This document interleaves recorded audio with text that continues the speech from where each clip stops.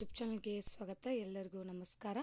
AIDS ನಿರ್ಮೂಲನಾ ದಿನ ಪ್ರಬಂಧ. ಈ ಪ್ರಬಂಧದ ವಿಡಿಯೋ ಇಷ್ಟವಾದಲ್ಲಿ ಪ್ಲೀಸ್ ನಮ್ಮ ಚಾನಲ್ಗೊಂದು ಲೈಕ್ ಮಾಡಿ, ಸಬ್ಸ್ಕ್ರೈಬ್ ಮಾಡಿ, ಶೇರ್ ಮಾಡಿ ಅಂತ ಹೇಳ್ತಾ ಮೊದಲನೇದಾಗಿ ಪೀಠಿಕೆ ನೋಡೋಣ ಬನ್ನಿ. ಇಂದು ವಿಶ್ವ ಏಡ್ಸ್ ದಿನ. ಇಂದು ವಿಶ್ವ ಏಡ್ಸ್ ದಿನ.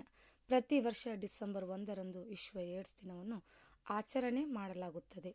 ಜಗತ್ತಿನಲ್ಲಿ ವೈದ್ಯ ವಿಜ್ಞಾನಕ್ಕೆ ಸವಾಲಾಗಿರುವ ಸೋಂಕು ಎಂದರೆ ಅದು HIV ಏಡ್ಸ್.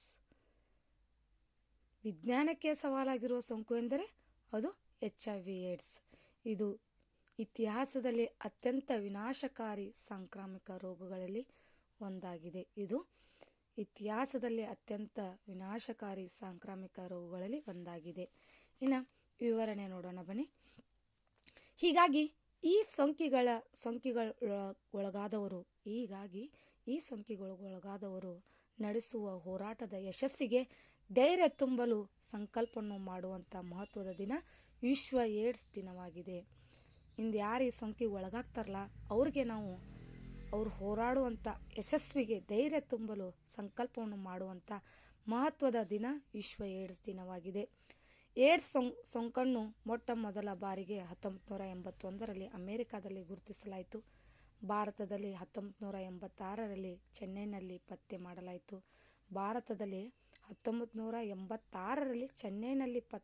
ಚೆನ್ನೈ ಅನ್ನೋ ಒಂದು ಪತ್ತೆ ಮಾಡಲಾಯಿತು.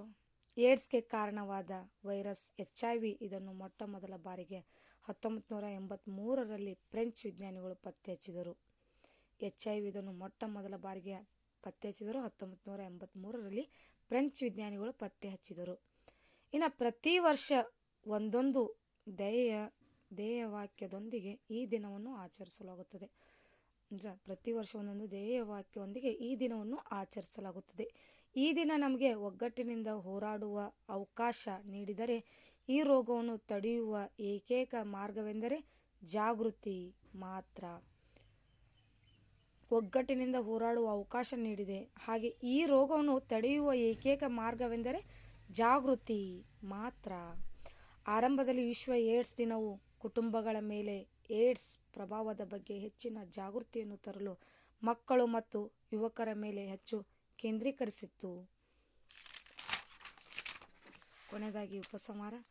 HIV ಏಡ್ಸ್ ಕಾರ್ಯ ಚಟುವಟಿಕೆಗಳಿಗೆ ಸಂಪನ್ಮೂಲ ಕೊಡಿಸುವುದು, ವ್ಯಕ್ತಿಗತ ಮತ್ತು ಸಮುದಾಯದಲ್ಲಿ ಈ ಸೋಂಕಿನಿಂದ ಉಂಟಾಗುತ್ತಿರುವ ಸಮಸ್ಯೆಗಳು ಮತ್ತು ಇದರ ಬಗ್ಗೆ ಜಾಗೃತಿ ಹೆಚ್ಚಿಸುವುದು ಹಾಗೂ HIV ಸೋಂಕಿತರಾಗಿರುವವರಿಗೆ ಬೆಂಬಲ ನೀಡುವುದು ಮತ್ತು ಅವರು ಅನುಭವಿಸುತ್ತಿರುವ ಕಳಂಕ ತಾರತಮ್ಯವನ್ನು ಕಡಿಮೆ ಮಾಡುವುದು ಹಾಗೂ HIV ಏಡ್ಸ್ ಬೆಳವಣಿಗೆಯತ್ತ ದೃಷ್ಟಿ ಬೀರಿ ರಾಷ್ಟ್ರೀಯ ಏಡ್ಸ್ ನಿಯಂತ್ರಣ ಕಾರ್ಯಕ್ರಮಗಳತ್ತ ಪ್ರತಿಯೊಬ್ಬರ ಗಮನ ಸೆಳೆಯುವುದು ಇದರ ಮುಖ್ಯ ಉದ್ದೇಶವಾಗಿದೆ.